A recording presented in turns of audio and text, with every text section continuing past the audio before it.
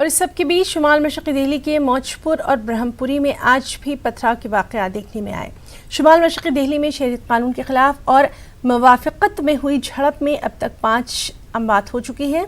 45 से ज़ायद अफराद ज़ख्मी हुए हैं। महलवकीन में हवलदार रतनलाल, JPC विनोद, मोहम्मद फुरकान, शहीद और राहुल के नाम शामिल हैं। वाज़ेह है कि बीती रात दिल्ली के पुलिस कमिश्नर, होम सेक्रेटरी और दीगर सीनियर हुक्काम ने वज़ीर दाखिला अमित शाह से मुलाकात की थी और उन्हें तमाम तर सूरत हाल से वाकिफ करवाया था।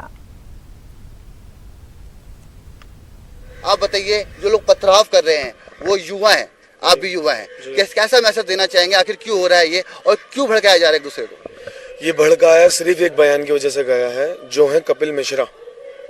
एक लीडर अगर चाहे तो वो लोगों को एक सही रास्ता भी दिखा सकता है और एक लीडर चाहे तो उनको गलत रास्ता भी दिखा सकता है। उसने हम जैसे भाइयों को एक गलत रास्ता दिखाया, उसने गलत बात बताई, उसने कहा कि हम ट्रम्प तक के जाने का इंतजार कर रहे हैं, फिर हम खुद हटा देंगे।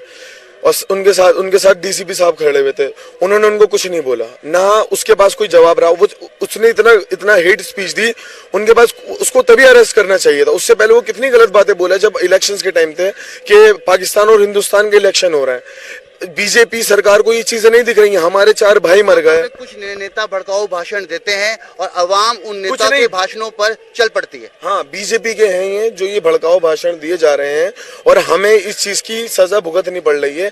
हमारे नौजवान भाई मर रहे हैं, जो यहाँ पर जिनकी माँ यहाँ पे प्रोटेस्ट कर रही है, उनकी माओं को पता नहीं है कि उनके बच्चों को आगे मार दिया जा रहा है।